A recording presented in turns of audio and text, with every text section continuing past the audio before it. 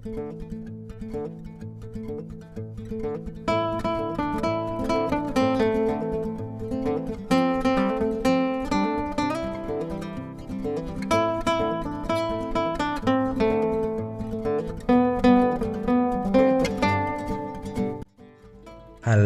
assalamualaikum warahmatullahi wabarakatuh. Jumpa lagi ya sama saya Sitanisi Deso.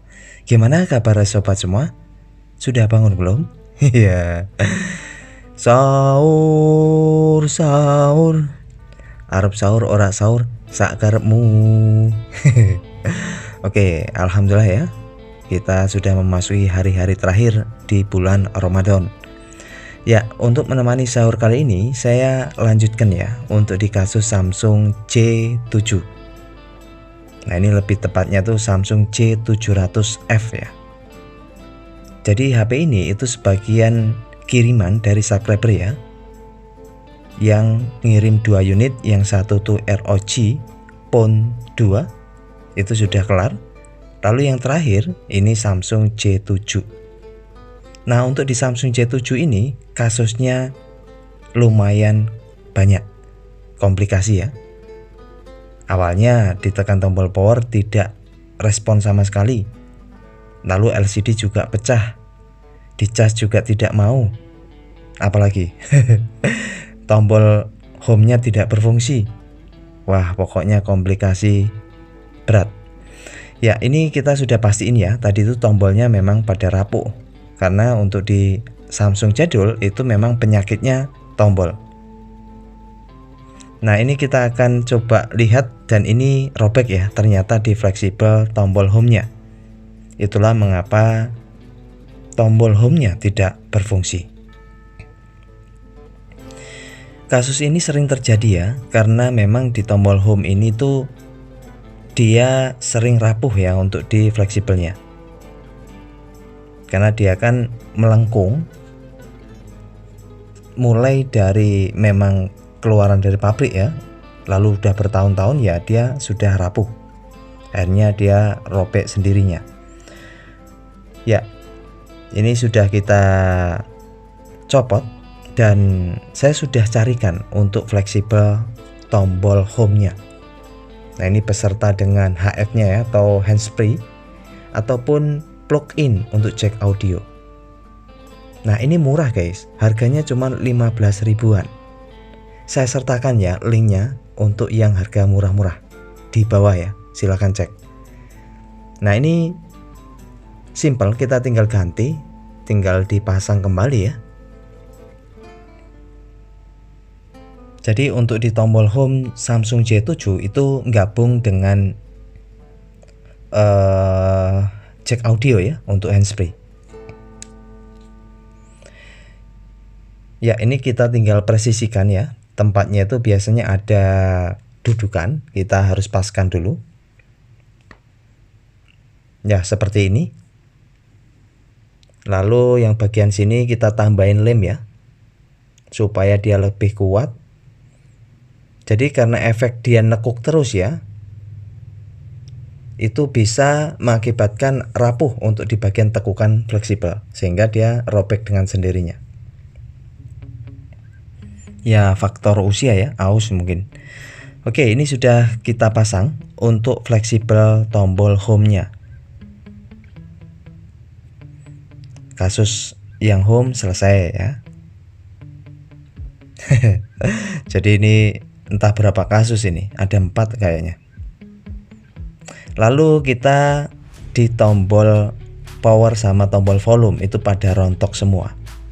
Biasanya saya tuh akalin dengan bekas kartu SIM bisa, ataupun dengan karet ya, juga bisa. Karet tapi tambahin lem dulu supaya dia keras.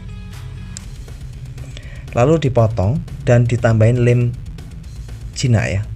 Kita celupkan lalu kita tempelin bisa. Nah, ini sudah saya potong. Saya akan celupkan di lem, lalu saya tempelin di bagian tombol yang rapuh ya, di tengah. Ini juga berlaku untuk di tombol volumenya, karena memang kasus ini sering banget di Samsung jadul. Tombol itu tidak mau mendem ya, tombolnya tidak berfungsi. Ya, ini penampakannya setelah saya pasang. Oke, kita tinggal coba tes ya. Jadi kita pastiin dulu dengan cara pasang mesinnya. Lalu kita akan cek apakah pas penempatan untuk di modifan yang sudah kita bikin ya. Biasa kasus ini tuh di Samsung J1, J2, Samsung Galaxy V itu juga sering banget ya. Ya, faktor usia juga sering rapuh ya untuk di tombol karetnya. Nah, ini saya paskan dulu karena kita akan cek ya apakah sudah berfungsi tombol-tombolnya.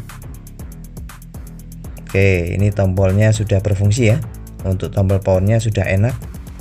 Tombol volumenya juga berfungsi. Oke lah. Jadi untuk memastikan kita mesti pastiin dulu ya dengan pasang frame-nya atau bodinya.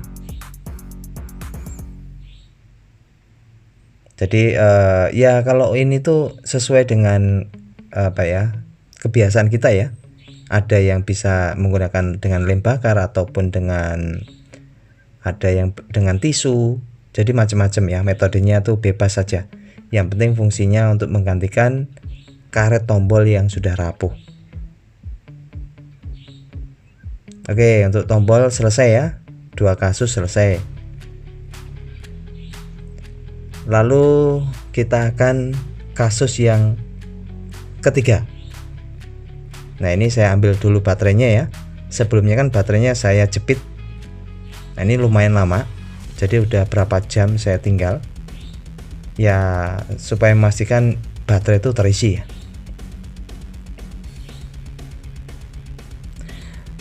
Oke, jadi kasus ketiga itu tidak mau ngecas. Nah, ini kita akan coba tes ya. Jangan-jangan karena tadi itu baterainya atau kurang terisi ya, kemungkinan baterainya jadi nggak mau ngecas atau yang lainnya. Kita akan coba cek dulu. Nah, ini sudah saya pastiin baterai kondisi prima ya. Saat saya coba cas itu nggak respon ya, nggak kedetek sama sekali di smart USB nya. Nah, ini banyak faktor penyebabnya ya, sama sekali no respon. Oke, kita angkat lagi mesinnya. Lalu kita akan analisa ya untuk kasus not charging ini. Jadi yang perlu dipahami, kasus atau prinsip dasar, metode dasar not charging kita harus paham betul ya. Di saat pengecekan kita harus cas mesin tanpa baterai. Lalu kita cek tegangan V-bus. Itu yang paling utama ya. Metodenya seperti itu. Harus keluar 5 volt. Perhatiin, kita dengan multitester digital setelan 20 volt ya. Dia hanya keluar 3,9 volt. Itu artinya nggak sesuai SOP. Nggak sesuai syarat tegangan kerjanya. Berarti fix kerusakan di konektor casnya. Gampang ya untuk mengetahui kasus not charging itu seperti itu. Namun jika keluar 5 volt, kita harus lihat skema jalur. Kita runut hingga ke mesin bagian atas ya. Oke, ini saya tinggal cabut ya untuk di konektor casnya. Karena setelah kita coba cek tidak memenuhi syarat tegangan kerja untuk V chargingnya atau V busnya.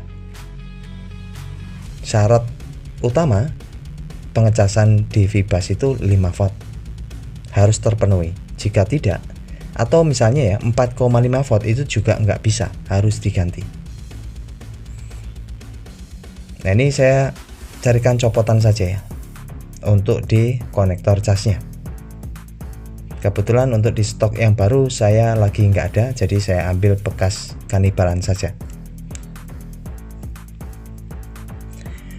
Jika tadi kita cek keluar 5,1 volt atau 5 volt ya minimal, berarti kita harus runut ke bagian atas. Bisa jadi itu jalur ke mesin bagian atas menuju ke IC cas. Kita cek keluar nggak. Jika nggak keluar ya berarti kita jumper saja. Ya, ini kita akan gantikan ya dengan copotan.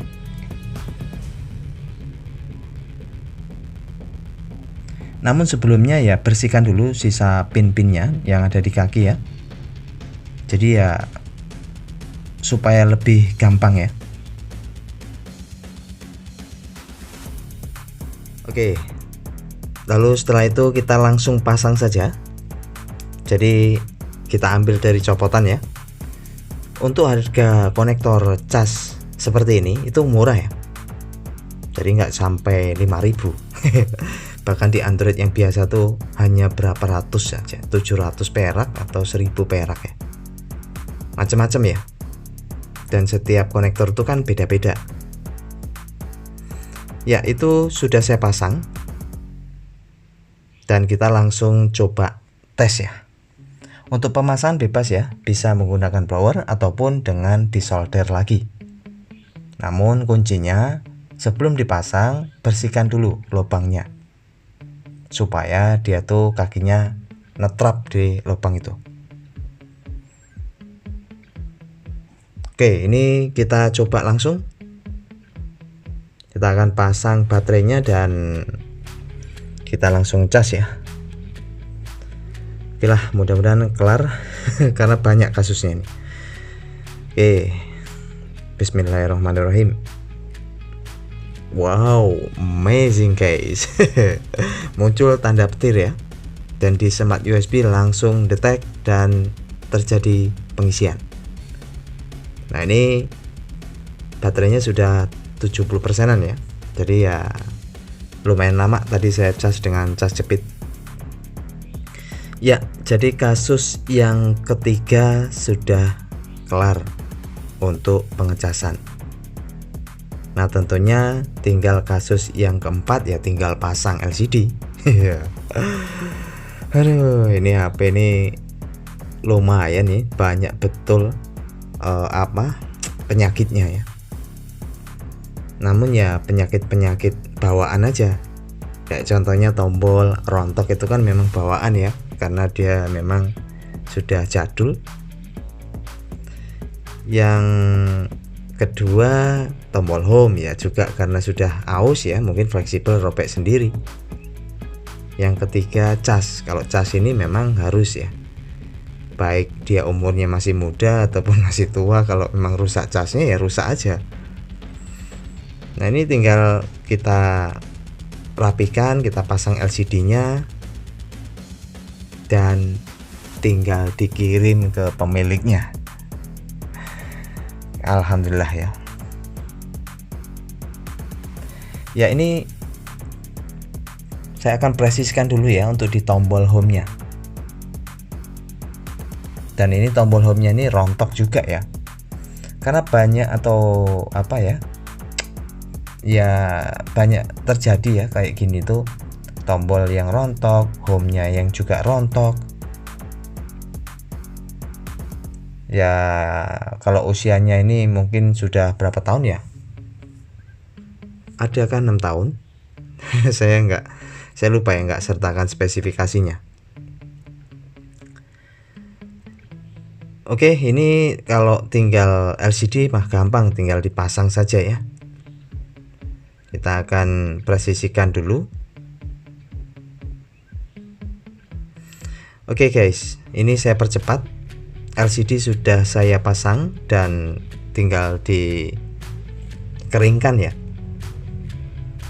Nah, ini tinggal tombol home-nya kita akan coba cek, karena kan mesti kita pasang LCD dulu ya, baru kita tahu tombol home berfungsi atau tidak. Nah, untuk layar sentuh aman. Oh, oke, alhamdulillah ya. Tombol home berfungsi, tombol back juga. Namun ini terkunci pola ya, jadi kita nggak bisa masuk ke dalam. Ya, jadi kelar ini kasusnya. Wah, ini sayang banget kita nggak dikasih tahu jadi polanya apa. Ya sebatas ini ya, kita bisa cek yang pasti untuk tombol berfungsi baik, cas sudah sembuh, dan tombol power dan volume pun juga sudah prima ya. Dan mudah-mudahan ini bisa mengisi sahur kita ya, detik-detik hari-hari terakhir ya di bulan Ramadan. Saya pribadi mohon maaf atas kesalahan selama ini menemani ngabuburit hingga sahur. Oke, itu saja ya, dan tetap semangat. Bye bye. Assalamualaikum warahmatullahi wabarakatuh.